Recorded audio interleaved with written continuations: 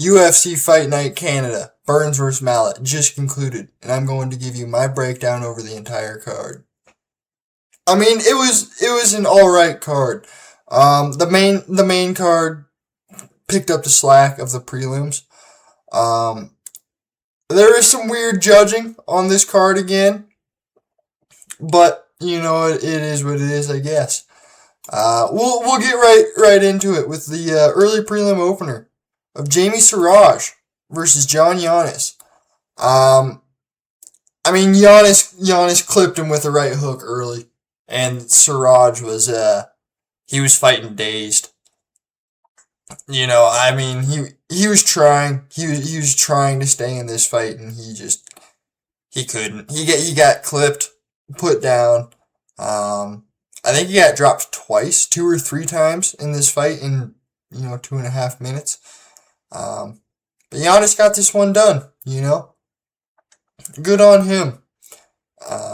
Next up the card, we had a pretty solid fight. We had John Castaneda versus Mark Vologden. I'd like to see Vologden drop down to 25. He's not a big bantamweight. He was holding his own for sure, but it seemed like he gassed and got tired very quick. I feel like he's gonna be too small for the division, so I'd like to see him drop down to flyweight. See how he fares at 125. I think he will do better, but he got a majority draw in this fight. I mean, both guys were landing big shots. Both guys were landing. Both guys weren't landing. The defense was much better than the last fight, but obviously he was still getting clipped. So it is what it is there. Yeah, I mean, I'd just like to see Vologden drop down a weight class, kind of fight guys his own size. I think he will do a lot better, but he looked good in this fight, not taking away anything from him there.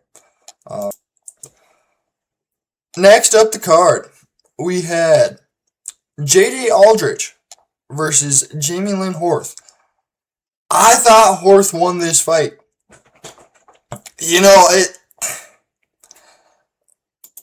Round 1, Horth outstruck. Round 2, Horth outstruck. Round 3 was the closest round for sure. But I thought it was pretty clearly 1 and 2 to Horth, and then obviously round 3, it was close, but I thought Horth won that one too. I thought it was a 30-27 to Horth. Aldrich didn't really do a whole lot. I mean, she kind of just stayed at range and, bounced her hands up. So it was kind of weird to see. It is weird seeing these numbers. I don't remember her landing 52 strikes. I do not remember her landing 50 significant strikes. So, got this one wrong, but really was I wrong? You know what I mean? Yeah, Aldrich got this one done, allegedly. Next up the card, we had Melissa Croden versus Daria Zelezniakova. This was actually a pretty decent fight. Croden got pieced up in the first, for sure. Zelezniakova found her range early. She was landing a lot more and a lot better shots in the first.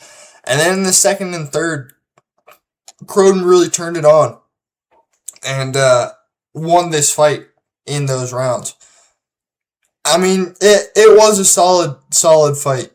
It wasn't just an absolute barn burner for sure, but for a WMMA fight, it was definitely the best WMMA fight on the card tonight. We'll say that. But yeah, Croden got this one done. Yeah, decent scrap. Not much to say. Next up, we had Tanner Boser versus Gokhan Sarkisian. I mean, solid first round by both guys. Both guys were landing good shots. It almost looked like Sarikam gassed, or he was starting to gas, and then he would just have like little 20 to 30 second flurries, or a short burst of energy, and he'd land a few combos and then go back to kind of just being a plotty heavyweight on the outside. And then I believe in so in the second, Boser went for a leg kick. I want to say he was trying to kick Sarikam's right leg, and just a beautiful right hand split the guard of Boser, put him down, and extremely accurate ground and pound to finish this fight. Sarikam dumped him, jumped on top, and landed 5 or 6 just big shots. Every punch that he threw in ground and pound landed, which was pretty wild. I mean, that was kind of cool to see. He just could not miss with Boser on the ground in front of him. But yeah, got the KO. Got it done. Next up the card, we had Julien LeBlanc versus Robert Valentin. I had Valentin winning this fight, and he got it done. I feel like he could have gotten the KO on the feet. I think he probably could have gotten the highlight on the feet. But in that first round, LeBlanc, who, do you guys know the show Love on the Spectrum? This guy kind of looks like that Connor fella from Love on the Spectrum. Low key. Anyway, but LeBlanc landed a body kick, like right to the liver of Valentin, and you could kind of see him curl up just a little bit. So I felt like he felt it was safer just to take it to the ground, get the sub. And once it went to the ground, LeBlanc couldn't do anything. Valentin went straight into mount and then ended up taking the back and getting the rear naked choke. Getting his first win in the UFC. Big ups on him. Good job, decent little post-fight speech. But yeah, Robert Valentin got this one done. On the feature fight of the prelims, we had Dennis Bazooka versus Marcio Barbosa. I had Barbosa getting this done by KO, and that's exactly what he did. It was a hook of doom and despair. That was a nasty, nasty left hook. Bazooka's chin is not very good, but this guy does have power. I believe he will be a problem. I think he'll be ranked in the featherweight division within a year or two. I think this guy is very skilled. I do think he has a lot of power. Obviously, Bazooka doesn't have the best chin, so it is kind of hard to gauge that aspect, you could say. I still think he puts away a lot of people with that punch. And he looked like he could find that punch very easily, So, yeah, Barbosa got this one done. Nasty knockout. I believe this was his debut. I could be wrong on that, but yeah. Great fight. Stayed patient, found his shot, put him down. Look at five shots, four shots. Yeah, 3 of those were in his combo. It was a 1-2 left hook. You know what I mean? So Barbosa got this one done. On to the main card. We had Thiago Moises versus Gage Young. I had Gage Young winning this fight, and he did. It was a split decision. I felt it was a fairly clear win for Gage Young. I thought he won the second and third. The first I could definitely see going to Moises for sure, but then in the second and third he just started much more volume. Um, we'll look at the numbers here. So that's crazy. 9 to 13, and then second round 14 to 44. 74 to 23. I'm not really sure what they were seeing to give this fight to Thiago. It is what it is, I guess. They didn't end up giving the fight to Thiago. Gage Young won. There was a lady judge that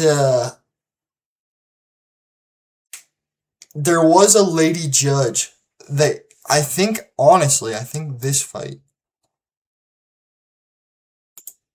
you can't see judges' scorecards on here, but I want to say the lady judge scored it for Castaneda, and that's why it was a draw. But I could be wrong. But there's a wild scorecard from the lady judge. So that, I mean, I'm not sure if she's a regular or what the deal is there, but maybe teach her the criteria for winning a fight before she writes down her numbers next time. Next up the card, we had Jasmine Jasudavicius versus Karine Silva. Jasmine won in a stereotypical WMMA fight. Not much to talk about here. Chose her to get it done, and she got it done. Good on her. Yeah. Next up, we had Mandel Nalo versus Jai Herbert. Nalo had Herbert hurt early in the first, and he almost got overzealous in his going for the finish, but he got caught with a straight right or a big right hand from Jai Herbert that set him down. I just dumped him bad. Somehow he was able to survive that sequence, and he got back up to his feet, and then ended up just eating a 3 or 4 piece combo that put him down again, and the fight finally got called. But I mean, he did look good up until him getting caught and dropped. It is what it is. These fellas just kind of keep getting knocked out in the UFC. They have a lot of people.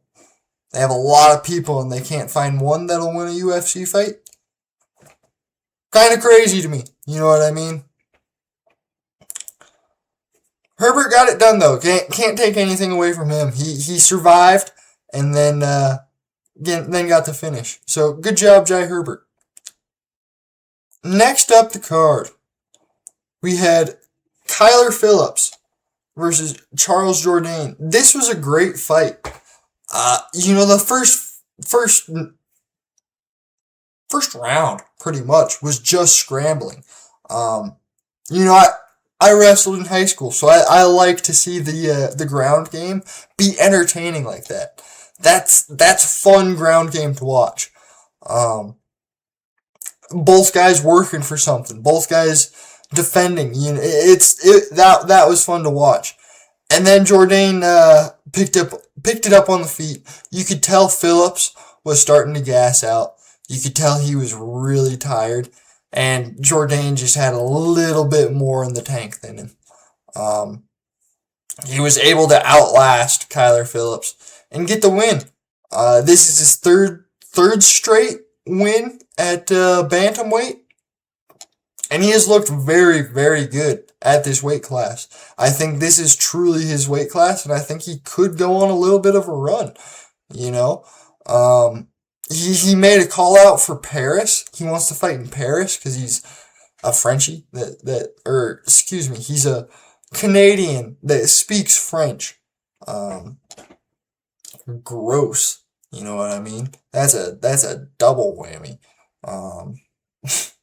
But he got this one done, and he looked very good in this fight. So I could see him getting matched up with a someone pretty high up, not high up in the rankings, I guess, but maybe like a 12, 13 spot, somewhere around there.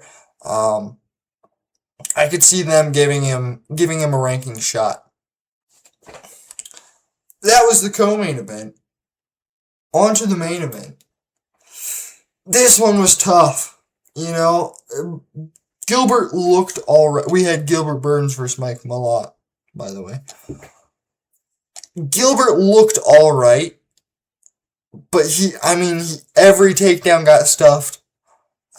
He couldn't really find MALOTT on the feet. I think his chin's just gone. He's been in some wars. I think it was the right decision for Gilbert Burns to retire after this fight. MALOTT knocked him out, put him down, put him away. MALOTT just had too much power for Burns. I thought Burns was going to be able to